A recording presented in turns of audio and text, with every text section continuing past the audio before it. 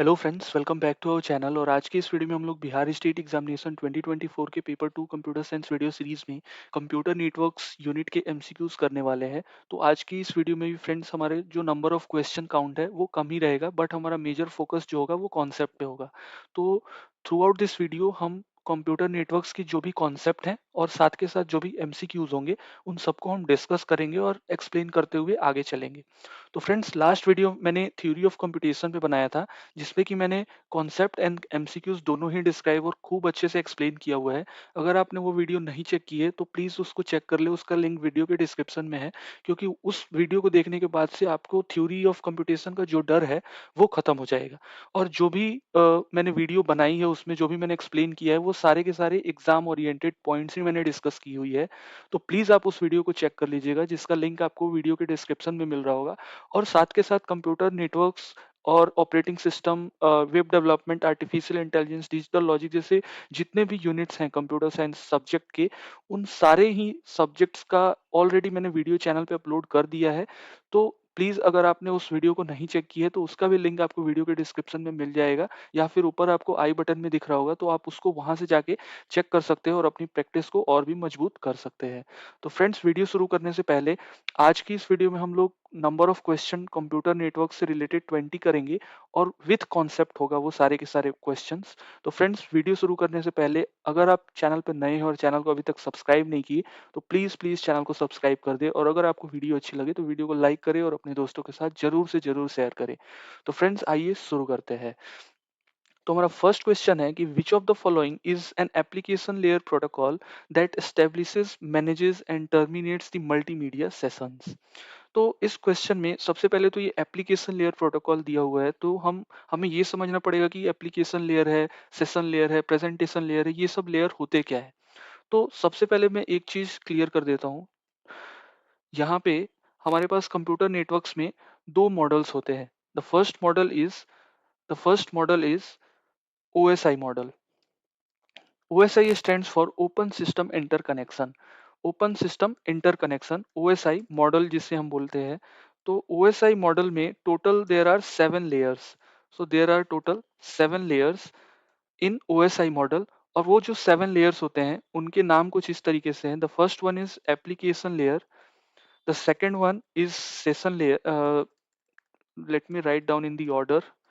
So the second one is the presentation layer, the third one is the session layer, the fourth one is the transport layer, and the next one is the network layer, and the next one is the data link layer, and the last one is the physical layer.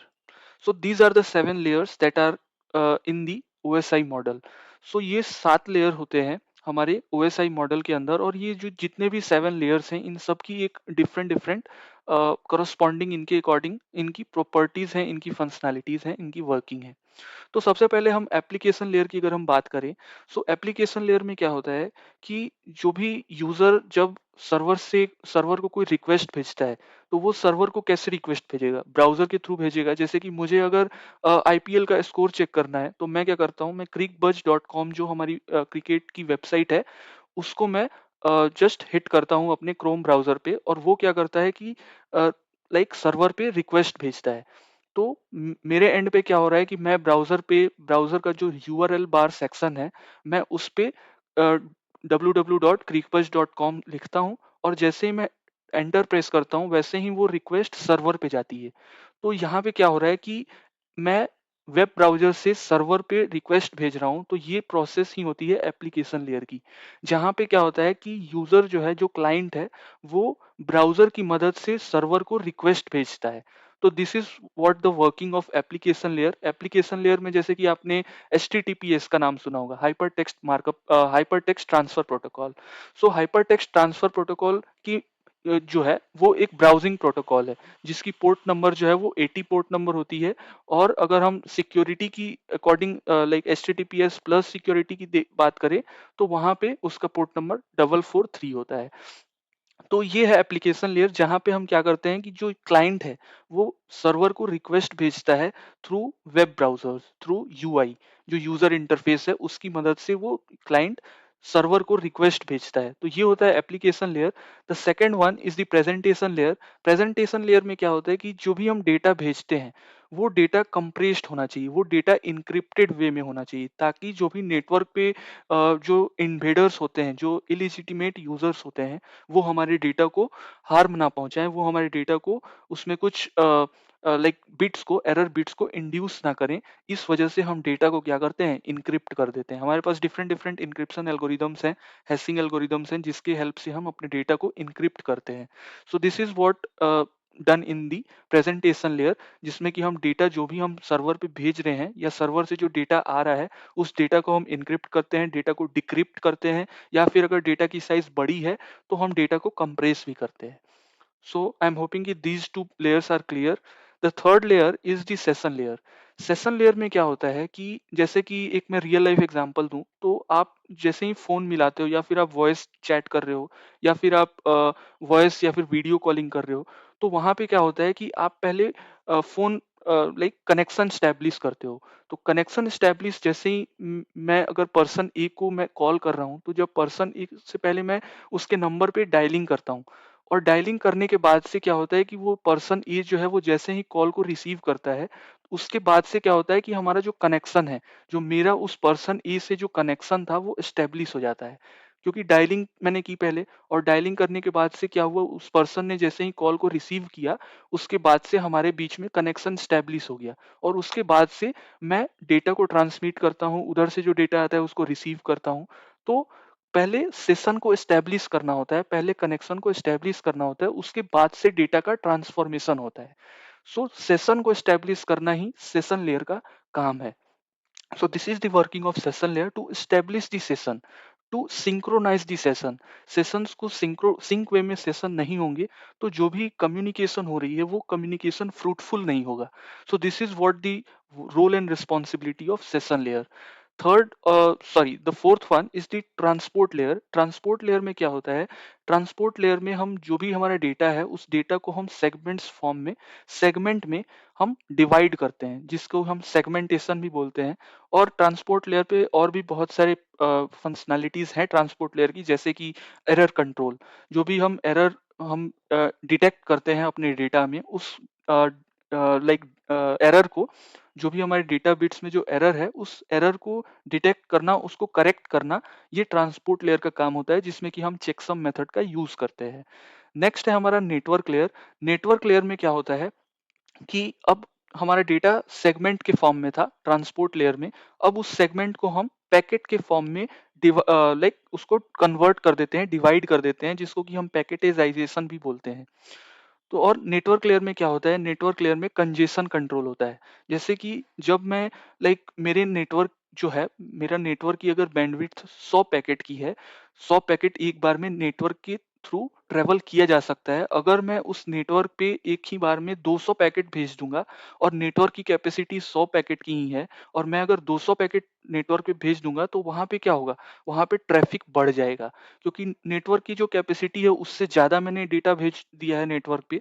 तो उससे क्या होता है कि data की जो bandwidth है वो लाइक ओवरफ्लो करने लगती है, और इसी ओवरफ्लो को, इसी कंजेशन को कंट्रोल करने के लिए नेटवर्क लेयर का काम होता है कि उस कंजेशन को, उस ट्रैफिक को कंट्रोल करना। सो this is what the working of network layer, जहाँ पे आप इंटरनेट प्रोटोकॉलिंग, जैसे कि हमारा राउटिंग, जो हम डेटा भेज रहे हैं, जो डेटा हम सेंडर से रिसीवर तक पहुंचा रहे हैं, उसके बीच में मल्टीपल पाथ हो सकते हैं। तो उस पाथ को, कौन सा बेस्ट पाथ होगा जिसके थ्रू हम उस डेटा बाइट्स को भेज सकते हैं फ्रॉम सेंडर टू रिसीवर, इस बेस्ट पाथ का चूज भी नेटवर्क लेयर ही करता है। The next layer is the data link layer. Data link layer में अब नेटवर्क से, नेटवर्क पे जो हमारा डेटा था वो पैकेट्स के फॉर्म में था, और अब हम उस पैकेट को डेटा लिंक लेयर में फ्रेम्स के फॉर्म में कन्वर्ट कर देते हैं, जिसको कि हम फ्रेमिंग भी बोलते हैं, जहाँ पे हम कैरेक्टर्स स्टफिंग और बिट स्टफिंग, बाइट स्टफिंग जैसे टेक्निक्स यूज करते हैं। और इसके अलावा डेटा लिंक में हमारा फ्लो कंट्रोल आता है, कि डेटा जो हम सेंड कर रहे हैं नेटवर्क पे, उसको मेंटेन करना। So to maintain the flow of data over the network is called as the flow control. और फ्लो कंट्रोल जो है वो डेटा लिंक की ही फंक्शनैलिटी है। इसके अलावा एक्सेस कंट्रोल या फिर आपका एरर कंट्रोल भी आता है डेटा लिंक में। एरर कंट्रोल दो जगहों पे होती है, एक ट्रांसपोर्ट लेयर में और दूसरा होता है डेटा लिंक लेयर में। जो ट्रांसपोर्ट लेयर पे एरर कंट्रोल होता है वो चेकसम मेथड की हेल्प से होती है, और जो डेटा लिंक लेयर पे जो हमारा एरर कंट्रोल और एरर डिटेक्शन होता है वो सीआरसी के हेल्प से होता है, साइक्लिक रिडंडेंसी चेक, जहां पे हम रिडंडेंट बिट्स को ऐड करते हैं। नेक्स्ट है हमारा लास्ट, फिजिकल लेयर में क्या होता है कि डेटा अब जो है वो पहले फ्रेम्स में थी, डेटा लिंक लेयर तक वो जो डेटा था वो फ्रेम्स के फॉर्म में था। अब फिजिकल लेयर पे वो फ्रेम्स कन्वर्ट होके बिट्स के फॉर्म में आ जाते हैं। फिजिकल लेयर पे ही टोपोलॉजीज काम करती है।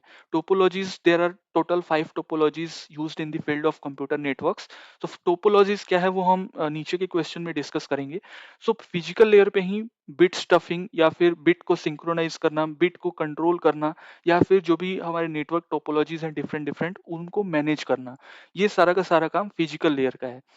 अब एक और क्वेश्चन आता है, जैसे कि क्वेश्चन पूछा जाता है कि ट्रांसपोर्ट लेयर, जैसे कि जो लेयर है ओएसआई मॉडल का, इसमें कौन सा डिलीवरी होता है, like process to process delivery होती है या फिर होस्ट टू होस्ट डिलीवरी होती है या फिर नोड टू नोड डिलीवरी होती है। तो ट्रांसपोर्ट लेयर में हमेशा जो है वो प्रोसेस टू प्रोसेस डिलीवरी होती है। इसमें क्या होता है, प्रोसेस टू प्रोसेस होता है, इस चीज को भी आप ध्यान में रखिएगा। प्रोसेस टू प्रोसेस बोलते हैं या फिर एंड टू एंड डिलीवरी बोलते हैं। पैकेट्स जो भी हैं, जो भी डेटा है हमारा, उसको प्रोसेस टू प्रोसेस डिलीवरी बोला जाता है या फिर एंड टू एंड डिलीवरी बोला जाता है। नेक्स्ट है हमारा नेटवर्क लेयर। नेटवर्क लेयर पे हम क्या बोलते हैं कि नेटवर्क लेयर जो है वो होस्ट टू होस्ट डिलीवरी करता है। होस्ट टू होस्ट, जो पर्सन ए होगा उस पर्सन ए के एंड पे जो डेटा है वो डायरेक्ट वहां पे पहुंचाने का काम नेटवर्क लेयर का होता है। और डेटा लिंक का काम क्या होता है, डेटा लिंक को हम बोलते हैं hope to hope delivery. Hope to hope मतलब क्या होता है, होप का मतलब होता है राउटर। राउटर जो है वो एक नेटवर्किंग डिवाइस है जिसका काम होता है कि पैकेट्स को स्टोर करना और उसको फिर फॉरवर्ड करना अपने चैनल पे, जो भी कम्युनिकेशन चैनल है उस पे फॉरवर्ड करना पैकेट्स को। तो राउटर का काम यही होता है, और राउटर को ही हम होप भी बोलते हैं, HOP। तो होप टू होप डिलीवरी जो है वो डेटा लिंक करता है। तो these are the 7 layers in the OSI model. और इसके कुछ मैंने आपको फंक्शनैलिटीज, जो बेसिक फंक्शनैलिटीज हैं दैट यू शुड नो, तो वो चीज मैंने आपको बताई। और ये कुछ फ्यू पॉइंट्स थे, लाइक प्रोसेस टू प्रोसेस किस कौन से लाइक लेयर को हम बोलते हैं, और होस्ट टू होस्ट है, फिर होप टू होप है। इसी में एक और आता है node to node delivery. Let me move it. हाँ, अब दिख रहा है। तो होप टू होप डिलीवरी या फिर आप बोल सकते हो नोड टू नोड डिलीवरी, तो ये कौन से लेयर में होता है ओएसआई मॉडल में, तो आपको ये ध्यान रखना है कि होप टू होप डिलीवरी या फिर node to node delivery data link के पे होता है। ठीक है, अब क्वेश्चन पे आते हैं। हमारा फर्स्ट क्वेश्चन कह रहा है कि which of the following is the application layer protocol that establishes manages and terminates multimedia session. तो जैसे कि मैंने बताया था कि सेशन लेयर में जो है, सेशन लेयर में हम क्या करते हैं कि हम पहले सेशन को स्टैब्लिश करते हैं और उसके बाद से ही हम डेटा का कम्युनिकेशन स्टार्ट करते हैं। तो सबसे पहला काम क्या है कि सेशन को स्टार्ट करना, सेशन को सिंक्रोनाइज करना। अदरवाइज अगर हमारा सेशन स्टैब्लिश नहीं होगा तो डेटा लॉस के चांसेस भी होंगे। सो टू प्रिवेंट और टू ओवरकम और to avoid the loss of data, we do what, we do the establishment of session first. सबसे पहले सेशन को स्टैब्लिश करना है और उसके बाद से डेटा को ट्रांसमिट करना है, so that we will avoid losing the data. इसका ऑप्शन है कि session management protocol, option B is real time streaming protocol, option C is real time transport control protocol, and last option is session initiation protocol.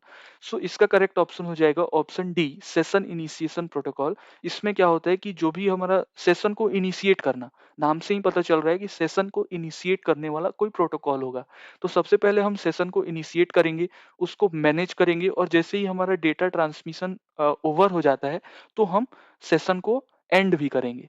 तो यही काम होता है session initiation protocol का। और ये जो बाकी बीच के दो हैं, ये दोनों हम लोग जब मल्टीमीडिया डिस्कस करेंगे, ऑलरेडी मैंने इस पे वीडियो बनाई हुई है, मल्टीमीडिया में real time streaming protocol, live streaming क्या होता है, ठीक है, तो वो वीडियो आप जरूर चेक कर लीजिएगा, उसमें मैंने इस चीज़ों को बहुत ईजी वे में एक्सप्लेन किया हुआ है। तो ये चीज़ें हम लोग मल्टीमीडिया पॉइंट में डिस्कस करेंगे। अभी के लिए session initiation protocol is the correct answer for this particular question. Let's move on to the next question. Next question कह रहा है कि consider the set of activities related to email A, send an email from a mail client to a mail server B, and B is what download the email headers from a mailbox and retrieve mail from the server to a cache, and C is what checking the email through a web browser, and the application level protocol used for each activity in the same sequences. तो हमारे को क्या पूछा है कि हमारे पास तीन operation दिए गए हैं। Operation first is this, operation second is B, and operation third is C. पूछा क्या है कि सबसे पहले हम एक मेल को जो है वो भेज रहे हैं मेल क्लाइंट की हेल्प से मेल सर्वर पे। तो हम सबसे पहले एक ईमेल को कंपोज कर रहे हैं, एक ईमेल को राइट डाउन कर रहे हैं और उसके बाद से एंटर प्रेस करके उसे सेंड कर रहे हैं from mail client to mail server. और बी पे क्या हो रहा है कि उस अब मेल सर्वर पे भेजा जा चुका है ईमेल को, तो वहां से क्या होगा कि वो ईमेल जो हेडर है, ईमेल हेडर से क्या होता है, हेडर का काम क्या होता है, तो हेडर में हम दे रहे होते हैं अपना source ID, source IP address या फिर सोर्स ईमेल आईडी और डेस्टिनेशन ईमेल आईडी, जिसमें हम बोलते हैं ना सेंडर ईमेल आईडी और रेसिपिएंट ईमेल आईडी, कि हम किसने हमें मेल भेजा है और हम किसे मेल भेज रहे हैं। तो इन दोनों चीजों को हम मेंशन कर रहे होते हैं हेडर पे, जिससे कि ईमेल हेडर को पढ़ के पता चल पाए कि ये कौन से यूजर ने भेजा है और किस यूजर को भेजा है। ठीक है, जिससे कि अदर जो भी यूजर्स होंगे नेटवर्क पे वो डिस्टर्ब ना हो। जो भी लिखा होगा ईमेल पे वो हम डायरेक्ट हेडर की हेल्प से पढ़ लेंगे, और डायरेक्ट जो इंटेंडेड यूजर होगा, जो भी डेस्टिनेशन यूजर होगा, डायरेक्ट उसको वो ईमेल फॉरवर्ड की जाएगी, irrespective of the other users that are available on the network. तो सबसे पहले ईमेल के हेडर्स को डाउनलोड करना मेल बॉक्स से, और फिर सर्वर से उस मेल को रिट्राइव करके कैश में भेजना। कैश एक हमारा लोकल मेमोरी बफर जिसको आप बोल सकते हो, उसमें उसको डिपॉजिट कर देना, और उसके बाद से ईमेल को चेक करना वेब ब्राउजर की मदद से कि किसके लिए मेल आया है। ये मेल में जो रेसिपिएंट आईडी हम भेजते हैं ना, टू में लिखते हैं कि abc@gmail.com, तो हमें abc@gmail.com पर्सन को मेल भेजना है। तो वही होता है, वहां पे ईमेल चेक की जाती है कि ये कौन से पर्सन को भेजा गया है। ठीक है, तो ऑपरेशन सी ये है। तो हमें पूछा गया है कि इनमें से कौन सा ऑपरेशन जो है वो किस ऑर्डर में होता है। तो सबसे पहले मैं एक चीज क्लियर कर दूं कि ईमेल से रिलेटेड जब भी क्वेश्चन आता है तो ईमेल में सबसे स्टैंडर्ड प्रोटोकॉल जो है एप्लीकेशन लेयर का, वो होता है SMTP. SMTP stands for simple mail transfer protocol. SMTP का फुल फॉर्म क्या है, ये भी पूछा जा सकता है एग्जाम में। तो एसएमटीपी का फुल फॉर्म होता है simple mail transfer protocol. Simple mail transfer protocol, और ये कौन सा पोर्ट नंबर यूज करता है, तो 25 पोर्ट ये यूज करता है। ठीक है, और ये एप्लीकेशन लेयर का प्रोटोकॉल है, and it is the standard protocol that is used in the email services. ठीक है, अब आ जाते हैं सेकंड वाले ऑपरेशन पे, और उससे पहले ईमेल, जो भी हम ईमेल सर्विसेज करते हैं उस ईमेल सर्विसेज में कुछ की कॉन्सेप्ट हैं, की कंपोनेंट्स यूज किए जाते हैं। Let's discuss first. सो जो की कंपोनेंट्स हैं, late me write this down over here. की कंपोनेंट्स, सो सबसे पहला कंपोनेंट होता है एसएमटीपी क्लाइंट। एसएमटीपी क्लाइंट क्या होता है, जैसे कि मुझे अगर किसी पर्सन ए को मेल भेजना है तो मैं हो जाऊंगा एसएमटीपी क्लाइंट। तो वो पर्सन जो मेल भेज रहा है, the person who sends the email is known as SMTP client. तो सेंड्स अ ईमेल, मैं ऐसे लिख दे रहा हूं, सेंड्स एन ईमेल, जो ईमेल को भेज रहा है वो होता है एसएमटीपी क्लाइंट, और जो उस ईमेल को रिसीव कर रहा है उसको हम बोलते हैं एसएमटीपी रिसीवर। एसएमटीपी रिसीवर जो हमारा होता है, या फिर एसएमटीपी सर्वर भी जिसे हम बोलते हैं, एसएमटीपी सर्वर ही मैं लिख रहा हूँ, ज्यादा बेटर रहेगा वो। एसएमटीपी सर्वर जो कि उस ईमेल को रिसीव कर रहा है, तो रिसीव्स एन ईमेल, तो जो पर्सन ईमेल को रिसीव करेगा, those that person is called as SMTP server. इसके बाद एक आता है एमयूए। एमयूए मतलब mail user agent, mail user agent. Let me write this down.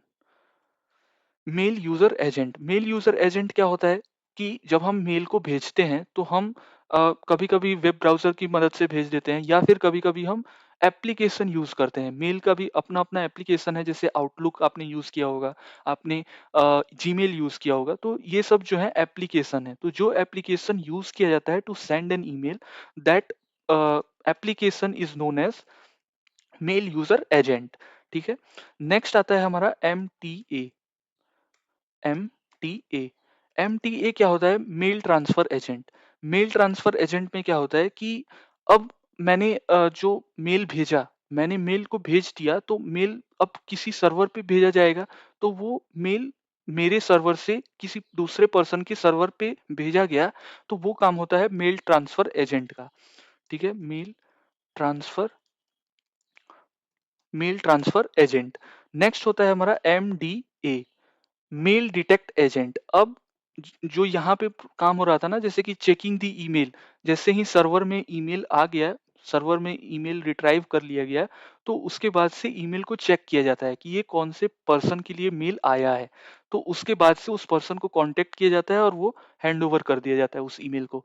तो एमडीए का काम यही होता है, मेल डिटेक्ट एजेंट, मेल को डिटेक्ट करना और उसके बाद से हैंड ओवर कर देना जो भी इंटेंडेड यूजर है, जो भी डेस्टिनेशन यूजर है। तो दीज आर द 5 की पॉइंट्स, की components of SMTP.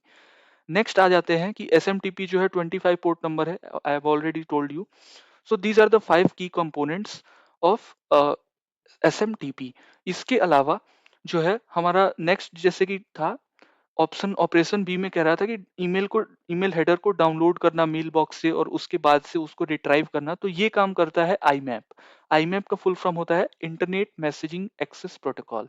Internet messaging access protocol, जो कि यूज करता है जो कि यूज करता है 143 पोर्ट नंबर। 143 पोर्ट नंबर का यूज करता है आईमैप, और इसका यूज हम करते हैं जब भी मेल सर्वर से मेल को रिट्राइव करने में, मेल को डाउनलोड करने में, तो उन सब जगहों पे आईमैप का यूज किया जाता है।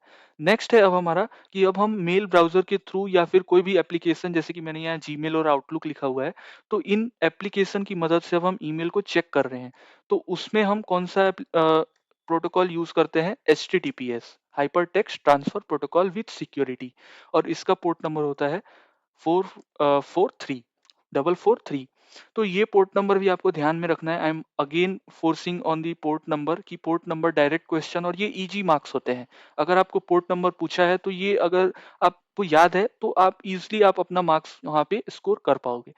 तो ये इजी मार्क्स होते हैं, एंड आई डोंट वांट कि आप ये एग्जाम आप ये मार्क्स को लूज करो।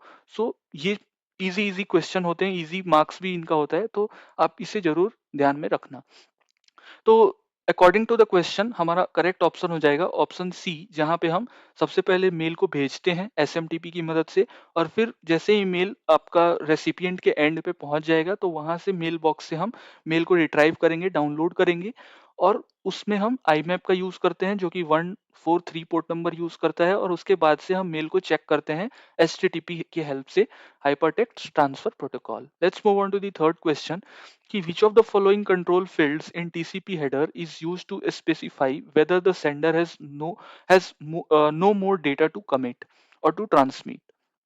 तो इस क्वेश्चन में क्या बोल रहा है कि अगर सेंडर को अब और डेटा नहीं भेजने के लिए है, तो उस केस में क्या होता है? लाइक अगर मैं फोन पे बात कर रहा हूँ और जो भी मुझे डेटा भेजना था, जो भी मुझे डेटा सामने वाले आदमी को बताना था, तो जब मैं वो सारी डेटा बता देता हूँ तो मैं फोन को कट कर देता हूँ। सो जब डेटा को हम कंप्लीटली ट्रांसमिट कर देंगे, जब करेक्ट ऑर्डर में डेटा ट्रांसमिट कर दिया जाएगा डेस्टिनेशन यूजर तक, तो उसके बाद से हम क्या करते हैं? हम अपने कनेक्शन को क्लोज कर देते हैं, हम फोन को काट देते हैं। तो उसमें हम कौन सा टीसीपी हेडर का फ्लैग यूज करते हैं, कौन सा कंट्रोल फील्ड यूज करते हैं, ये पूछा गया है। तो total there are 5 flags are used in the TCP header. कौन कौन से फ्लैग्स यूज किए जाते हैं टीसीपी हेडर में? Let's discuss those. सो सबसे पहले होता है आरएसटी। आरएसटी का मतलब क्या होता है? कनेक्शन को रीसेट करना। आरएसटी नाम से ही पता चल रहा है, एब्रीविएशन में लिखा हुआ है, आप पकड़ लोगे कि रीसेट द कनेक्शन, जो कनेक्शन है उस कनेक्शन को रीसेट करना। नेक्स्ट आता है हमारा यूआरजी। यूआरजी का मतलब होता है कि डेटा जो भी हम भेज रहे हैं उस डेटा को प्रायोरिटी के साथ ट्रीट किया जाना चाहिए। क्या मतलब हुआ कि data should be treated treated tree treated with priority, with priority. So this is the second flag URG, जहां पे data should be treated with priority. Next होता है हमारा एसीके। एसीके मतलब जैसे क्या होता है, कैपिटल के होगा। एसी के मतलब होता है एक्नॉलेजमेंट। एक्नॉलेजमेंट का मतलब कि जब मैंने डेटा को जो रिसीवर था, जो डेस्टिनेशन यूजर था, जब मैंने उसको डेटा भेज दिया, तो उस डेस्टिनेशन के यूजर की तरफ से मुझे एक एक्नॉलेजमेंट भेजा जाएगा कि I receive the data successfully, I receive the data completely. ठीक है, तो वहां से जो अप्रूवल भेजा जाता है, जो एक्नॉलेजमेंट भेजा जाता है, उसको हम बोलते हैं ए सी के फ्लैग से, ए सी के कंट्रोल फील्ड से।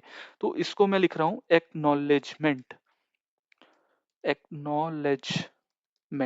सो एक्नॉलेजमेंट भेजा जाता है फ्रॉम द रिसीवर साइड कि I have receive the data successfully without no error. ठीक है, उसके बाद आता है हमारा SYN। सो आपने टीसीपी में एक थ्री वे हैंड शेकिंग होती है। थ्री वे हैंड शेकिंग क्या होती है, मैं आपको अभी बता देता हूँ जस्ट इसके बाद।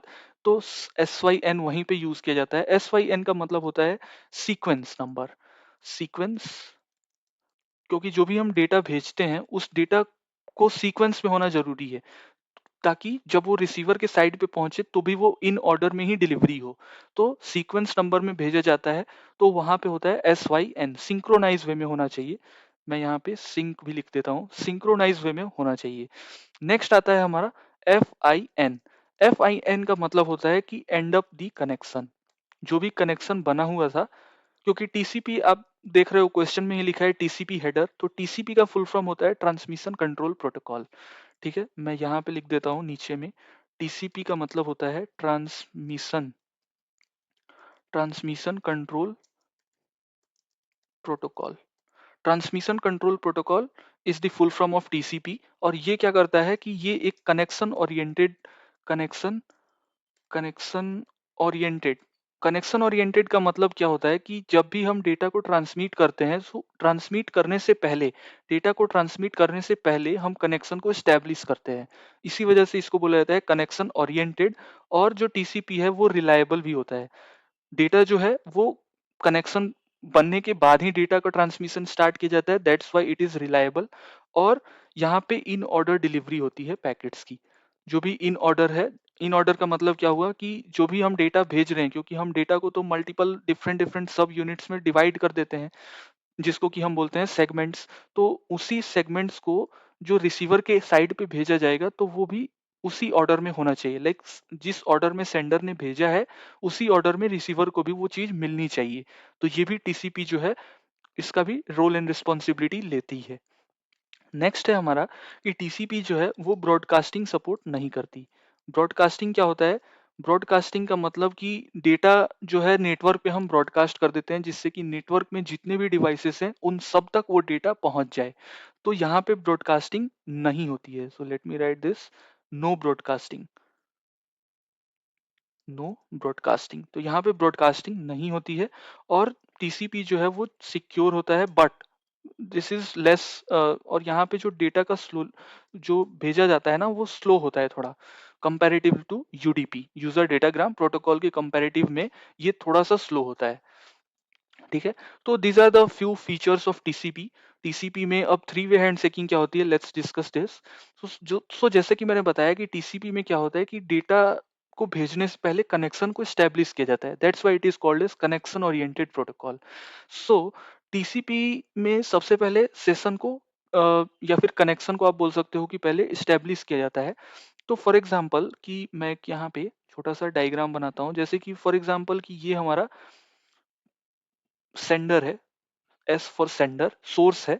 तो इस पर्सन को फॉर एग्जांपल की कोई चीज एक्सेस करनी है इंटरनेट से, कोई यहाँ पे फॉर एग्जांपल की एक स्क्वायर में मैं सर्वर बना देता हूँ, एक यहाँ पे सर्वर है।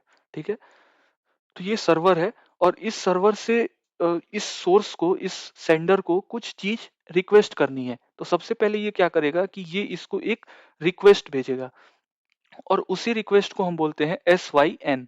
SYN का मतलब कि ये एक कनेक्शन का पैकेट भेजेगा जिसमें कि उसकी सीक्वेंस नंबर होगी, और वो सीक्वेंस नंबर ही भेजा जाता है इस SYN फ्लैग से, इस सेंडर से इस सर्वर को। और सर्वर को क्या बताया जाता है कि the sender is likely to start the communication with you. तो सेंडर जो है वो कम्युनिकेशन को स्टार्ट करना चाह रहा है। तो इस वजह से इस SYN कमांड को, इस फ्लैग को सर्वर के पास भेजा जाता है, और सर्वर को जैसे ही वो चीज मिलती है तो सर्वर जो है वो एक्नॉलेजमेंट भेजता है। तो ये होता है SYN प्लस ACK। ACK भी मैंने अभी आपको डिस्कस किया था। ACK क्या होता है, मैं जस्ट यहाँ पे ACK लिख देता हूँ। सो ACK क्या होता है, ACK मीन्स एक्नॉलेजमेंट। तो जैसे ही ये SYN सेंडर ने सर्वर के पास भेजा, और तो सर्वर को जैसे ही वो मिलेगा, वो सर्वर क्या करेगा, उस SYN, उस सीक्वेंस नंबर को प्लस एक्नॉलेजमेंट को वापिस से सेंडर के पास भेजेगा। और फिर सेंडर क्या करता है, सेंडर को जैसे ही एक्नॉलेजमेंट मिलती है सर्वर के साइड से, तो वो दोबारा से एक्नॉलेजमेंट भेजता है। तो अगेन यहाँ पे एक पॉजिटिव एक्नॉलेजमेंट भेजी जाती है from server side to, from sender side to server. ठीक है। तो यही होती है थ्री वे हैंडशेकिंग। सबसे पहले सेंडर जो है वो एक सीक्वेंस नंबर भेजेगा सर्वर के पास कि I want to start the communication with you. ठीक है, I want to establish the connection with you. और जैसे ही उसे ये चीज सर्वर को मिलेगी तो वो एक एक्नॉलेजमेंट भेजेगा along with that sequence number. और जैसे ही सेंडर को ये चीज मिलेगी तो sender will send the acknowledgement back to the server. तो ये होती है थ्री वे हैंडशेकिंग। अब इस क्वेश्चन में क्या पूछा है कि अगर सेंडर को कोई डेटा ट्रांसमिट नहीं करनी है तो उस केस में क्या होता है कि हम फोन को कट कर देते हैं, हम कनेक्शन को क्लोज कर देते हैं। So to close the connection we use FIN control field. और मैंने ये बाकी जो भी हैं, एक PSH होता है। PSH का मतलब होता है कि जो भी डेटा है उस डेटा को इमीडिएटली ट्रांसफर करना, इमीडिएटली चैनल के ऊपर ट्रांसमिट कर देना। सो ये होता है PSH का मतलब, PSH का काम। ठीक है। सो आई एम होपिंग कि ये चारों के चारों पॉइंट्स आपको क्लियर हुए होंगे। और let's move on to the fourth question कि the PDU, the protocol data unit for the application layer in the internet stack is। so internet stack में जो भी हमारा एप्लीकेशन लेयर है, एप्लीकेशन लेयर पे कौन सा प्रोटोकॉल डेटा यूनिट यूज की जाती है। सो इसका करेक्ट ऑप्शन हो जाएगा option B, that is message. So option B is the correct answer. अगर हम सेगमेंट की बात करें तो सेगमेंट ट्रांसपोर्ट लेयर पे होता है, पैकेट्स की बात करें तो ये नेटवर्क लेयर पे होता है, और डेटाग्राम की बात करें तो ये भी ट्रांसपोर्ट लेयर का ही है। बट मैसेज की अगर हम बात करें तो वो एप्लीकेशन लेयर का होता है। Now let's move on to the next question कि SSL is not responsible for. SSL का मतलब होता है secure socket layer. Secure socket layer से नाम से ही पता चल रहा है। Let me write this down. SSL means secure socket, L for layer. तो सिक्योर सॉकेट लेयर नाम में ही है सिक्योर, दैट मीन्स कि आप समझ सकते हो कि यहाँ पे कुछ चीज को सिक्योर किया जा रहा होगा। तो अगर आप ऑप्शन देखोगे, सो हमें पूछा है क्वेश्चन में कि not responsible. So not responsible मतलब कि SSH इसके लिए रिस्पॉन्सिबल नहीं है। सो हमारा फर्स्ट ऑप्शन है कि mutual authentication of client and the server. Client और सर्वर जो है उनके बीच में ऑथेंटिकेशन ऑपरेशन परफॉर्म होना चाहिए। सो ये SSL की खासियत है, SSL की रिस्पॉन्सिबिलिटी है।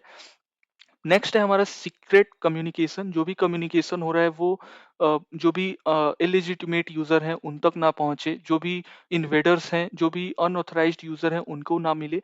तो सीक्रेट कम्युनिकेशन करना, that is also true. Data integrity protection, integrity की मतलब होती है कि क्वालिटी, तो डेटा की क्वालिटी को प्रोटेक्ट करना। सो ये भी होता है सिक्योरिटी का काम। बट अगर हम नॉट रिस्पॉन्सिबल देखें क्वेश्चन में, तो एरर डिटेक्शन और करेक्शन ये काम SSL का नहीं होता। इसके लिए हमारे पास हैमिंग कोड है, हमारे पास चेकसम है, CRC जैसे मेथड्स हैं, पैरिटी बिट्स है। तो उस सब का काम होता है एरर को डिटेक्ट करना, और हैमिंग कोड जैसे कि है एरर को करेक्ट भी करता है।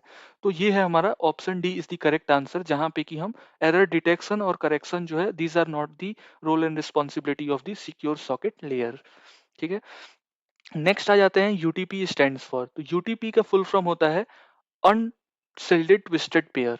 अनसिल्डेड ट्विस्टेड पेयर का मतलब क्या होता है कि ट्विस्टेड पेयर बेसिकली जो कंप्यूटर नेटवर्क्स हैं उसमें डिवाइसेस को कनेक्ट करने के लिए हम केबल्स का यूज करते हैं। And there are basically three types of cable that are mostly used or widely used in the computer field background, computer networking field background. So the first cable is, there are total three cables. The first cable is the twisted pair. Next one is the optical fiber, and the last one is the coaxial cables। ठीक है। तो twisted pair cable क्या होता है? Twisted pair cable जैसे कि आप ईथरनेट्स में यूज करते हो, तो वहां पे ट्विस्टेड पेयर केबल यूज किया जाता है। ट्विस्टेड पेयर में हम दो तरह के होते हैं, सिल्डेड होता है एक, और एक होता है आपका अनसिल्डेड ट्विस्टेड पेयर। तो अनसिल्डेड में होता है जो कोटिंग जो की जाती है, जो क्लैडिंग मटेरियल होता है पीवीसी और टेफ्लॉन का, वो वहां पे कम होता है। बट अगर हम सिल्डेड की बात करें तो वहां पे वो क्लैडिंग मटेरियल ज्यादा होता है, जिससे कि जो भी इलेक्ट्रोमैग्नेटिक इंटरफेरेंस है वो कम किया जा सकता है, उसको रिड्यूस किया जा सकता है। नेक्स्ट आता है हमारा ऑप्टिकल फाइबर। ऑप्टिकल फाइबर में क्या होता है कि इलेक्ट्रोमैग्नेटिक इंटरफेरेंस जो है वो एकदम जीरो होता है वहां पे, और ये लाइट पल्सेस, दैट मीन्स कि बहुत ही हाई स्पीड में डेटा को ट्रांसमिट करना, या फिर अगर हम लॉन्ग डिस्टेंस के लिए यूज करना चाहते हैं, so optical fibre is the best choice. तो अगर हमें लॉन्ग डिस्टेंस के लिए अगर कोई डेटा कम्युनिकेट करना है और डिवाइसेस को कनेक्ट करना है आपस में, तो वहां पे हम ऑप्टिकल फाइबर केबल का यूज करते हैं। नेक्स्ट है हमारा कोएक्सियल केबल। आप अपने टीवी में यूज करते होगे, आप जो ब्रॉडबैंड लगाते हो घरों में, उनमें आप जो है कोएक्सियल केबल का ही यूज किया जाता है। टेलीविजन्स में आप आमतौर पे घरों में देखते हो कि वहां पे जो भी केबल यूज किया जाता है वो कोएक्सियल केबल होता है। So these are the three cables that are widely used in the field of computer networks, and I am hoping that this is clear. And the correct option for this question number 6 is option D. UTP stands for unshielded twisted pair। Let's move on to the next question कि the default subnet mask of class B network is। So basically जो भी network है, network में multiple IP addresses हैं, network में multiple devices हैं, और उन डिवाइसेस को आपस में लाइक रिकॉग्नाइज करना कि कौन सा मेरा लैपटॉप है और कौन सा मेरे फ्रेंड का लैपटॉप है। तो उन दोनों ही लैपटॉप्स को नेटवर्क में आइडेंटिफाई करने के लिए, रिकॉग्नाइज करने के लिए एक आईपी एड्रेस असाइन किया जाता है हर एक डिवाइस को नेटवर्क में। सो उसी आईपी एड्रेस को हम टोटल 5 टाइप्स में डिवाइड करते हैं। टोटल 5 क्लासेस उसे असाइन की जाती है। सबसे पहला क्लास होता है class A, then class B, and then class C, class D and class E. So जो क्लास ए होता है, और सबके सबनेट मास्क अलग अलग होते हैं, डिफॉल्ट सबनेट मास्क। सबनेट मतलब क्या होता है कि जो भी हमारा बिगर नेटवर्क है, जो भी हमारा एक बड़ा सा नेटवर्क है, उस बड़े से नेटवर्क को हम दो छोटे छोटे नेटवर्क्स में डिवाइड कर देते हैं, उसी को हम बोलते हैं subnetting. Subnetting is what dividing a bigger network into smaller networks, just to provide the security. जिससे क्या होगा, सिक्योरिटी इंप्रूव हो जाती है। तो just to improve the security we divide the bigger network into the smaller networks. So यही होता है सबनेटिंग। ठीक है। और जितने भी आईपी एड्रेसेस हैं, जैसे कि मैंने बताया कि there are 5 categories of IP addresses. The first category is class A, class B, class C, class D and class E. तो क्लास बी में हमारा डिफॉल्ट सबनेट मास्क क्या है, ये पूछा गया है। सो हमारा करेक्ट ऑप्शन हो जाएगा ऑप्शन बी, जिसमें कि 255.255.0.0.0। ठीक है। और अगर हम ए ऑप्शन की बात करें, तो ये जो है हमारा ऑप्शन सी को असाइन किया गया है डिफॉल्ट एड्रेस, और ये वाला जो है ये हमारा ए को असाइन किया जाता है बेसिकली। और ये हमारा बी का है, और ये हमारा कोई एक पर्टिकुलर नेटवर्क हो गया, कोई एक नेटवर्क के अंदर वो डिवाइस हो गया। तो ये basically option D is the IP address of any device in the network. ठीक है। तो ये बेसिकली 7 का option C is the correct answer. Next है हमारा which of the following topology is the multi point. So basically there are 5 topologies used in the field of computer networks. The first topology means कि the arrangement of network devices। Topology का मतलब क्या होता है? Topology means arrangement arrangement of networking devices. ठीक है। And the first topology is the star topology. Total 5 topologies होते हैं नेटवर्क, अगर हम टोपोलॉजीज की बात करें, तो first one is star, second one is bus, the third one is ring, the fourth one is mesh, and the last one is hybrid। Hybrid is what? It is the collection of combination of any two topologies। ठीक है। So there are total 5 topologies। The first one is the star topology। Star topology में क्या होता है, let's me describe the with the example. तो सबसे पहले star topology में क्या होता है कि एक सेंट्रल हब होता है, एक सेंटर हब होता है और उसी हब से मल्टीपल डिवाइसेस जो है वो कनेक्ट होती है। तो ये होता है बेसिकली हमारा स्टार टोपोलॉजी। बस टोपोलॉजी की बात करें तो बस टोपोलॉजी जो होता है वो मल्टी पॉइंट कनेक्शन को सपोर्ट करता है, जिसमें क्या होता है ये हमारा बैकबोन केबल होता है और ये बैकबोन केबल से हमारे मल्टीपल डिवाइसेस जो हैं वो ड्रॉप लाइंस की हेल्प से कनेक्टेड होते हैं आपस में। ठीक है। सो ये होता है हमारा बस टोपोलॉजी और ये बेसिकली फिजिकल लेयर पे यूज किया जाता है और इथरनेट के में ये इस चीज़ों को यूज की जाती है। ठीक है। वापस से आते हैं रिंग टोपोलॉजी में। रिंग टोपोलॉजी में क्या होता है, रिंग टोपोलॉजी का मैं डायग्राम यहाँ बना रहा हूँ। रिंग टोपोलॉजी का डायग्राम ये है, जिसमें क्या होता है कि हमारे दो डिवाइसेस हैं और यहाँ पे डेटा का फ्लो जो है वो यूनिडायरेक्शनल वे में होता है। ये आप समझ लेना, ये कनेक्टेड है और वापस से ये कनेक्टेड है, तो यहाँ पे रिंग का फॉर्मेशन होता है। तो ये होता है जहाँ पे डेटा को यूनिडायरेक्शनल वे में डेटा ट्रांसमिट हो रही होती है। देन आते हैं मेश टोपोलॉजी में। मेश टोपोलॉजी में क्या होता है कि एक में फॉर एग्जांपल ये डिवाइस है, एक ये डिवाइस है और एक ये डिवाइस है। Total there are 4 devices let's suppose, और हर एक डिवाइस जो है वो नेटवर्क के हर एक लाइक डिवाइसेस से कनेक्टेड होता है। तो ये बेसिकली जो डायग्राम है ये मेश टोपोलॉजी का डायग्राम है। तो आप ये देख सकते हो कि ये मेश टोपोलॉजी का डायग्राम है और हर एक नोड बाकी जितने भी डिवाइसेस हैं नेटवर्क में उन सब से कनेक्टेड है। तो ये होता है मेश टोपोलॉजी का डायग्राम। ठीक है। I am hoping this is clear. और मल्टी पॉइंट की अगर बात की जाए तो वहां पे होता है बस topology is the correct answer. और अगर सेंटर हब की बात की जाए तो स्टार टोपोलॉजी बेस्ट एग्जांपल है, बेस्ट रिजल्ट होता है वहां पे। और रिंग टोपोलॉजी जो है जहाँ पे हम टोकन रिंग का यूज करते हैं, इथरनेट में यूज किया जाता है, वो होता है हमारा रिंग टोपोलॉजी। ठीक है। उसके बाद मेश टोपोलॉजी जो कि सबसे रिलायबल होता है और जहाँ पे जो ट्रैफिक फैक्टर है उसको एलिमिनेट करना, जो सिक्योरिटी है, रोबस्टनेस है, उस चीज को इम्प्रूव करने का काम मेश टोपोलॉजी का होता है। ठीक है। So option A is the correct answer. Let's move on to the next question कि in which topology a repeater is used. तो रिंग टोपोलॉजी जो है, रिंग टोपोलॉजी में रिपीटर का यूज किया जाता है। रिपीटर का काम क्या होता है कि जो भी हमारा डेटा है वो डेटा की फ्रीक्वेंसी को मेंटेन रखना, उस डेटा की एम्पलीट्यूड को बनाए रखना। दैट मीन्स रिपीटर का काम यही होता है कि जो भी उसकी फ्रीक्वेंसी थी, जो भी उसकी एम्पलीट्यूड थी, उसका जो भी स्पीड था, एनर्जी थी, उस एनर्जी को बनाए रखना। ठीक है, उसको कंसिस्टेंट रखना। तो यही काम होता है रिपीटर का and repeater is used in the ring topology. So ring topology option D में हम रिपीटर का यूज करते हैं। Let's move on to the next question कि which layer of OSI model is responsible for detection and correction of transmission of errors। तो जैसे कि मैंने स्टार्टिंग में ही बताया कि हम एरर को डिटेक्ट और करेक्शन का काम दो लेयर पे करते हैं। First one is transport layer and second one is data link layer. तो हमारा ऑप्शन में दोनों के दोनों ऑप्शन है। Option A is physical, option B is data link, option C is session and last option is transport. But अगर हम high level की बात करें तो data link is the correct answer, because data link पे मैंने बताया था कि डेटा लिंक जो है वो होप टू होप डिलीवरी करता है। जैसे कि मैं एक एग्जांपल देता हूं, जैसे कि फॉर एग्जांपल एक ये नेटवर्क है और एक ये नेटवर्क है। ठीक है। तो इस नेटवर्क से मुझे डेटा इस नेटवर्क पे भेजना है और इस नेटवर्क के बीच में फॉर एग्जांपल मल्टीपल होप्स हैं। होप्स क्या होता है, तो होप्स नथिंग बट राउटर होता है, जो कि हमारा नेटवर्किंग डिवाइस है, जो कि डेटा को फॉरवर्ड, स्टोर एंड फॉरवर्ड करने का काम करता है।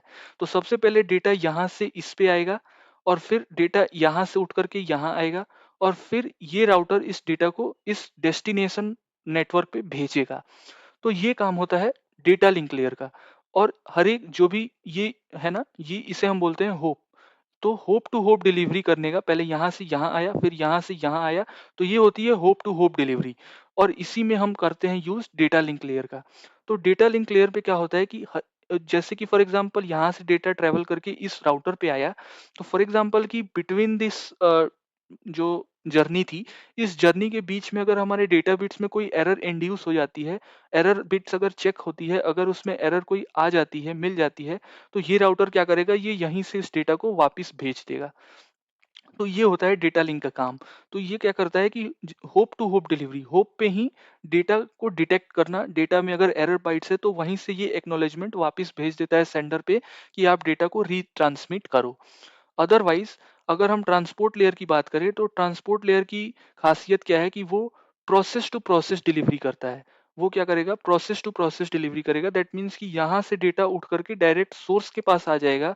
और अगर इस बीच में, इस ट्रांसमिशन में कहीं पे अगर डेटा अगर इंड्यूस हो गया, डेटा में अगर एरर इंड्यूस हो गया, तो वो एरर बिट्स डायरेक्ट रिसीवर के पास जाने के बाद पता चलेगी। तो तो ये जो है यहाँ पे टाइम टेकिंग होगा, वेस्टेज ऑफ टाइम होगा, रिसोर्स का यूटिलाइजेशन सही से नहीं हो पाएगा। तो इस वजह से हम डेटा का डिटेक्शन और करेक्शन जो है वो डेटा लिंक पे करते हैं। और ये अगर आपके ऑप्शन में डेटा लिंक भी हो और ट्रांसपोर्ट भी हो, तो वहां पे data link is the correct answer. अगर डेटा लिंक ना हो, then in that case transport layer is the correct answer. क्योंकि आप देख पा रहे हो कि यहाँ पे ट्रांसपोर्ट लेयर का काम है कि process to process delivery, end to end delivery. तो अगर यहाँ पे कोई एरर बिट यहाँ पे ऐड हो जाती है डेटा में, तो ये डायरेक्ट पता कब चलेगी, जब वो रिसीवर के पास पहुंच जाएगा। बट अगर आप डेटा लिंक की बात करोगे, तो यहाँ से अगर डेटा इस पे पहुंचने पे अगर यहाँ पे इंड्यूस हो गई, तो ये राउटर क्या करेगा, वापस से इसे सेंडर के पास भेज देगा कि भाई आप दोबारा से रिट्रांसमिट करो। अगर ये काम इस पे भी चेक होगी, वो इस वाले राउटर पे भी चेक करेगा कि यहाँ पे क्या डेटा में कोई डेटा करेक्ट है या नहीं। अगर कोई एरर बिट इंड्यूस हुई है, तो वो यहाँ से डायरेक्ट फॉरवर्ड बैक कर देगा अगेन से सेंडर को कि you should retransmit the data again. तो ये काम होती है डेटा लिंक लेयर पे, जहां पे हम एरर को इंड्यूस और डिटेक्ट करने का काम करते हैं। ठीक है। नेक्स्ट क्वेश्चन इज कि how do two devices become part of a network. तो दो नेटवर्क के पार्ट्स कब होंगे, दो डिवाइसेस, जब वो आपस में डेटा को एक्सचेंज कर पाएंगे, जब वो आपस में कम्युनिकेशन को, इंफॉर्मेशन को एक्सचेंज कर पाएंगे। सो हमारा फर्स्ट ऑप्शन है कि PIDs of the running processes on the different devices are same. Option A is a process is active and another is inactive. Option C is a process is running on both the devices. Option D is a process is on one device is able to exchange information with a process on another device. So इस वजह से option D is the correct answer. मैं यहाँ पे लिख देता हूँ, because if I provide this PDF then that will be easier for you to understand. So ये जो एक डायग्राम है ना, ये डेटा लिंक का है, और ये वाला जो डायग्राम है ये ट्रांसपोर्ट लेयर का है। डन। नेक्स्ट है क्वेश्चन हमारा, ऑप्शन क्वेश्चन नंबर 12 कि which of the following is an attempt to render a computer resource unavailable to the indented user. जो भी ऑथोराइज्ड यूजर है, जो भी यूजर जिसका डेटा है, वो अगर उसके पास ही वो डेटा अवेलेबल, उसको एक्सेस करने का अधिकार नहीं होगा, तो इस तरह के अटेम्प्ट को क्या बोला जाता है। तो ये एक तरीके का अटैक है जिसको कि हम बोलते हैं डिनाइल ऑफ सर्विस अटैक, जहाँ पे कि मल्टीपल रिक्वेस्ट को, जो इलिजिटिमेट रिक्वेस्ट है, उनको फ्लड कर दिया जाता है नेटवर्क पे, जिससे कि जो भी रिसोर्स है, जो भी फाइल है, वो फाइल लॉक हो जाती है, जिससे कि जो ऑथोराइज्ड यूजर है वो भी अपने फाइल को एक्सेस नहीं कर पाता। सो this is the correct option, denial of service attack. Third question is कि which kind of transmission media is the most appropriate to carry data in a network that is exposed to the electrical interference. तो जैसे कि मैंने अभी बताया था कि electromagnetic जो इंटरफेरेंस होती है, जो ईएमआई रेज होती हैं, वो बिल्कुल जीरो के बराबर होती हैं ऑप्टिकल फाइबर्स में। सो option C is the correct answer, optical fibres, because वहाँ पे डेटा का जो ट्रांसमिशन होता है वो बहुत ही हाई स्पीड में होता है। और जब भी हमें लॉन्ग डिस्टेंस में डेटा को ट्रांसमिट कराना है, so we prefer to use optical fiber cables. So option C is the correct answer. Next question is कि IANA stands for, IANA stands for Internet Assigned Number Authority, और इसका काम होता है कि जो भी IP एड्रेसेस हमने ग्लोबली नेटवर्क्स में असाइन की हुई है, उसका ट्रैक रिकॉर्ड रखना, उसको, उसके डोमेन नेम को ट्रैक करना, उसके डोमेन नेम से एसोसिएटेड जो IP एड्रेसेस हैं उनको ट्रैक करना। तो ये काम होता है इंटरनेट असाइंड नंबर अथॉरिटीज का। सो option A is the correct answer. Next question is कि if the system uses separate protocols, which one of the following devices is used to link two systems? So for example कि एक ये network है और एक ये network है। सो इन दोनों ही नेटवर्क्स को आपस में लिंक करने का काम क्या किसका होता है, गेटवे का होता है। तो गेटवे भी एक तरीके से ये गेटवे भी जो है एक तरीके से क्या करता है कि दो नेटवर्क्स को, दो डिवाइसेस को कनेक्ट करने का काम करता है। सो ये हमारा हो गया एग्जाम्पल ऑफ गेटवे। और गेटवे क्या होता है, एक तरीके की नेटवर्किंग डिवाइस जो कि आपका राउटर की तरह ही बिहेव करता है। तो ये होता है गेटवे। ठीक है। So option D is the correct answer. Now let's move on to the next question कि which of the following is used to broadcast two packets on the medium at a time. So जैसे कि मैंने broadcasting बताई थी जब मैं TCP explain कर रहा था, तो ब्रॉडकास्टिंग क्या होती है कि फॉर एग्जांपल कि आप एक कंपनी का सिनारियो समझो।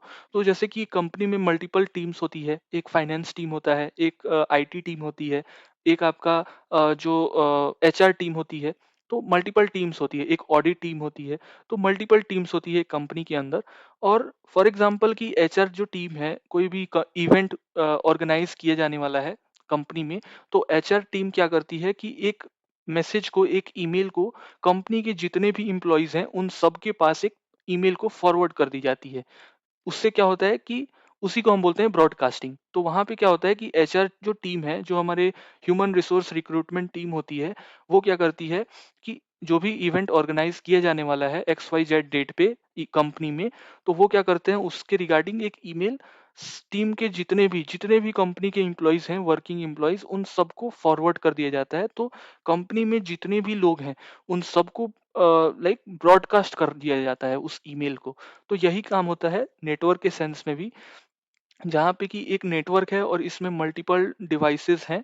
और इन डिवाइसेस को अगर कोई नेटवर्क या फिर कोई पैकेट भेजना है, तो उसमें हम क्या करते हैं कि पैकेट्स को ब्रॉडकास्ट कर देते हैं। पैकेट्स को लाइक विदाउट कोई ऑथेंटिकेशन हम पैकेट्स को फॉरवर्ड कर देते हैं नेटवर्क में, और नेटवर्क में जितने भी डिवाइसेस होते हैं वो सारे के सारे डिवाइसेस उस मैसेज को एक्सेस कर सकते हैं। सो इस क्वेश्चन में बोला जा रहा है कि फॉर एग्जांपल कि एक मीडियम है हमारे पास, मीडियम है, और उस मीडियम पे, मीडियम मतलब कि चैनल, जिस चैनल पे आप रख करके डेटा को भेजते हो। तो फॉर एग्जांपल कि एक यहाँ पे यूजर ए है और एक यहाँ पे यूजर बी है फॉर एग्जांपल। तो एक ही चैनल है इन दोनों के बीच में डेटा को ट्रांसमिट करने के लिए। तो फॉर एग्जांपल कि ए ने इस पे कोई डेटा को डाल दिया कि आप बी के पास चले जाओ, बी को सेंड कर दिया कि बी जो है वो डेटा को आप इस चैनल के थ्रू रिसीव कर लेगा। उसी टाइम पे अगर बी ने भी चैनल को डाल दिया उसी सेम चैनल पे, तो एक टाइम आएगा जब ये दोनों के दोनों डेटा आपस में आकर के यहाँ पे कोलाइड कर जाएंगे। कोलाइड मतलब कि आपस में टकराएंगे। जो उनके सिग्नल्स होंगे वो आपस में आकर के कोलाइड करेंगे, आपस में टकराएंगे। तो इससे क्या होगा कि अब वापस से ये बैक जाएगा कि जो भी आपने डेटा भेजा है उसकी एक्नॉलेजमेंट वापस जाएगी, उसके सिग्नल्स वापस जाएंगे कि डेटा जो है वो कहीं चैनल पे आगे जाकर के टकरा गया है, कोलाइड हो गया है, तो आप अब डेटा को वापस से भेजो। तो ये काम होता है कोलिजन। इसी प्रोसेस को बोलते हैं कोलिजन, कि जब एट द सेम टाइम एक ही चैनल पे जब दो अलग अलग पैकेट्स फॉरवर्ड किए जाते हैं, पुश डाउन किए जाते हैं, तो उससे क्या होता है कि हमारा डेटा पैकेट्स आपस में कोलाइड कर जाता है। और उसी टेक्निक को हम बोलते हैं collision. Option A is the correct answer. Next question is a packet filtering firewall is called. So packet filtering firewall, firewall क्या होता है? फायरवॉल एक तरीके से नेटवर्क सिक्योरिटी सिस्टम आप बोल सकते हो, या फिर एक तरीके का बैरियर बोल सकते हो, जो कि हमारे नेटवर्क को प्रोटेक्ट करता है फ्रॉम दी जो भी अटैकर्स हैं, उन अटैकर्स से जो भी हमारा नेटवर्क है उस नेटवर्क को प्रोटेक्ट करना। ठीक है, तो ये काम होता है फायरवॉल का। तो आपको ऑप्शन से ही पता चल रहा है कि to block some host from accessing a network, जो भी हमारा नेटवर्क है वो कोई अदर जो अनऑथराइज्ड यूजर है, जो अटैकर्स हैं, वो उनके लिए वो ब्लॉक रहे। तो ये फायरवॉल का काम यही है कि to block those host who are unauthorized. ठीक है, तो नेटवर्क उनकी एक्सेस से दूर रहे, इस वजह से हम फायरवॉल का यूज करते हैं। तो फ्रेंड्स, अगर वीडियो आपको अभी तक अच्छी लग रही हो तो प्लीज़ प्लीज़ वीडियो को लाइक कर दें, और अगर आपने चैनल को सब्सक्राइब नहीं किया है तो प्लीज़ चैनल को सब्सक्राइब कर दें, because it took a lot of effort. बहुत मेहनत लगती है फ्रेंड्स वीडियो को बनाने में और आप तक पहुंचाने में। तो प्लीज़, अगर आपको हमारा ये एफर्ट अच्छा लग रहा हो तो प्लीज़ अप्रिसिएट बाय लाइकिंग अस और बाय सब्सक्राइबिंग आवर चैनल। और हमारे वीडियो को आप जितना ज़्यादा से ज़्यादा शेयर करेंगे वो हमारे लिए उतना एक अप्रिसिएशन का सोर्स होगा। तो प्लीज़ आप अपने तरफ से भी हमें सपोर्ट बनाए रहें। तो आते हैं नेक्स्ट क्वेश्चन पे। सो SHA-1 is called, SHA means secure hash hashing algorithm, secure hashing algorithm. तो इसमें क्या होता है कि ये हमारा होता है, फॉर एग्जांपल ये SHA-1 है, सिक्योर हैशिंग एल्गोरिदम है। तो इसमें हम क्या करते हैं, एक इनपुट देते हैं। ठीक है, ये इनपुट आई देते हैं हम, और यहाँ से आउटपुट क्या जनरेट होता है? तो आउटपुट जनरेट होता है एक 20 बाइट्स का, या फिर आप बोल सकते हो 160 बिट्स का। तो 20 बाइट्स का आप देख सकते हो 20 बाइट्स। 20 बाइट्स की एक हैश वैल्यू जनरेट होती है और उसी हैश वैल्यू को हम बोलते हैं message digest. Late me write this. तो ये 20 बाइट्स का एक होता है, 20 बाइट्स का एक मैसेज डाइजेस्ट जनरेट किया जाता है on getting an input to a S H A algorithm. जो भी एस एच ए, ये हमारा एस एच ए है, let me write this over here. ये हमारा होता है एस एच ए। सो इस एस एच ए में जैसे ही हम एक इनपुट पास करते हैं, वैसे ही ये एक 20 बाइट्स का एक message digest hash value generate करता है, जिसका यूज किस लिए होता है, तो हमारा डेटा को वैलिडेट करने के लिए। ठीक है, तो टू वैलिडेट द डेटा कि हमारा डेटा जो है वो एरर फ्री है या नहीं, तो उस वजह से हम इस मैसेज डाइजेस्ट का यूज करते हैं कि हमारा डेटा एरर फ्री हो। तो option D is the correct answer कि S H A one is the message digest function. तो ये जो है ये फंक्शन है, और इस फंक्शन में हम इनपुट प्रोवाइड करते हैं, और ये उसके बाद से एक 20 बाइट का हैश वैल्यू, जिसे कि हम मैसेज डाइजेस्ट भी बोलते हैं। Correct. Let's move on to the next question कि range of IP addresses from इतना टू इतना इज। सो हमारे को एक आईपी एड्रेस का रेंज दिया गया है, और वो पूछा गया है कि ये कौन से रेंज में आता है। तो बेसिकली ये जो आईपी एड्रेस दिया गया है ना, ये क्लास डी के अंदर में आता है। मैंने आपको शुरू में ही बताया कि देयर आर 5 क्लासेस जिसमें कि हमारे आईपी एड्रेस को डिवाइड किया गया है। तो ये जो डी है ना, ये डी इसी रेंज में आता है, लाइक 224 से 239 तक जो भी हमारे आईपी एड्रेसेस बनते हैं, वो सारे के सारे क्लास डी एड्रेस के अंदर ही लाई करते हैं। और जो भी क्लास डी के अंदर आईपी एड्रेसेस होते हैं ना, उनका यूज हम मल्टी कास्टिंग के लिए करते हैं। मल्टी कास्टिंग के लिए ये रिजर्व किया गया है। और जो हमारा जो क्लास ई होता है, जो फर्दर 239 से 255 तक जाता है, 239 से 239 से जो 255 तक का रेंज होता है, वो एक्सपेरिमेंटल पर्पस के लिए, एक्सपेरिमेंटल पर्पसेस के लिए उसे भी हम जो है रिजर्व किया करके रखा गया है। तो जो क्लास ई के एड्रेसेस हैं, उनका रेंज यहाँ से यहाँ तक होता है, और इसमें रेंज 224 से 239 तक होता है, और इसका यूज हम करते हैं to multicast the packets. Okay, option C is the correct answer. So आज का फ्रेंड लास्ट क्वेश्चन है कि the port number of POP. POP means post office protocol, जो कि आपका ईमेल सर्विसेज में यूज किया जाता है। सो पोर्ट नंबर जो पीओपी का है वो पूछा गया है। सो पीओपी का full from post office protocol, and it uses 110, 110 110 port number it uses. So इसे भी आपको ध्यान में रखना है। और 443 की अगर हम बात करें, तो ये एच का है। लेट मी राइट सम जो ज़्यादातर पूछे जाते हैं ना, जो भी पोर्ट नंबर और जो भी प्रोटोकॉल्स की जो पोर्ट नंबर ज़्यादा पूछे जाते हैं, I am writing this down over here, so please take a note of it. ठीक है। सो सबसे पहले HTTPS है, जिसका कि मैंने स्टार्टिंग में ही बताया था, 443 है। उसके बाद से आता है हमारा SNMP। SNMP मतलब सिंपल नेटवर्क मैसेजिंग प्रोटोकॉल। तो ये क्या करता है, नेटवर्क्स को मॉनिटर कर रहा होता है, और जैसे ही कोई एरर इसे डिटेक्ट करता है, वैसे ही ये सिग्नल्स भेजता है। ठीक है, सेंडर के पास। तो इसका पोर्ट नंबर होता है 161 और 162। ये दो पोर्ट नंबर यूज करता है। नेक्स्ट है हमारा FTP, जो कि ज़्यादातर पूछा जाता है, फाइल ट्रांसफर प्रोटोकॉल, जिसमें अगेन दो पोर्ट नंबर यूज किए जाते हैं। 20 is for data, 21 is for control connection. ठीक है। उसके बाद SMTP का मैंने बता दिया है आपको। SMTP जो है वो 25 पोर्ट नंबर यूज करता है। नेक्स्ट है आपका DNS। So DNS that means domain name server. Domain name server जो है वो 53 पोर्ट नंबर यूज करता है। DNS का यूज हम क्यों करते हैं? सो DNS का यूज हम करते हैं to map the IP addresses with the domain name. तो जैसे कि मैंने शुरू में क्रिकबज का एग्जांपल दिया था, तो www.creekbuzz.com से एसोसिएटेड कोई आईपी एड्रेस होगी, तो उस आईपी एड्रेस के थ्रू जो है रिक्वेस्ट भेजा जाता है सर्वर पे। सो उस डोमेन नेम को, creekbuzz.com डोमेन नेम है हमारा, उस डोमेन नेम को आईपी एड्रेस से एसोसिएट करने का काम डीएनएस का होता है। ठीक है। नेक्स्ट आ जाते हैं हम बीजीपी। बीजीपी जो है वो हमारा होता है border gateway protocol. Border gateway protocol का काम होता है प्रोटोकॉल को ट्रांसलेट करना, नेटवर्क एड्रेस ट्रांसलेशन। तो इन सब चीज़ों में बॉर्डर गेटवे प्रोटोकॉल का यूज़ किया जाता है, जिसका पोर्ट नंबर होता है 179। ठीक है। उसके बाद से आई मैप का मैंने शुरू में बताया था, आई मैप का होता है आपका 143। ठीक है, ये हो गया। उसके बाद से So I think these are the few protocols that are widely asked in the examination. So ये चीज़ों का आप फ्रेंड्स ध्यान रखिएगा। और एक एस टी पी है जिसको भी मैं लिख देता हूँ। एस टी पी का होता है टोटल 80। ठीक है। सो ये टोटल आपके, और हाँ एक और होता है टेलनेट। ठीक है। टेलनेट का होता है 23 और एक होता है एस एस एच जिसका होता है 22। सो टोटल इतने पोर्ट नंबर हैं जिसको आपको ध्यान में रखना है, क्योंकि इससे जो है इजी क्वेश्चन आते हैं और आप इसमें इजीली स्कोर कर सकते हो। तो फ्रेंड्स ये थी आज की वीडियो। आई एम होपिंग कि जितने भी कॉन्सेप्ट थे वो आपको क्लियर हुए होंगे। अगर आपको कोई भी डाउट है तो प्लीज़ आप वीडियो को एक बार फिर से देखिएगा। और अगर फिर भी आप डाउट आपका क्लियर नहीं हो रहा है तो please post them into the comment section, we will try to reach out to you. और फ्रेंड्स अगर आपको वीडियो अच्छी लगी हो तो प्लीज़ प्लीज़ वीडियो को लाइक करें। और अगर आपने चैनल को अभी तक सब्सक्राइब नहीं किया है तो प्लीज़ प्लीज़ फ्रेंड्स चैनल को तो सब्सक्राइब कर लीजिए। ठीक है। तो मिलते हैं फिर फ्रेंड्स नेक्स्ट वीडियो में। तब तक के लिए बाय एंड थैंक्स।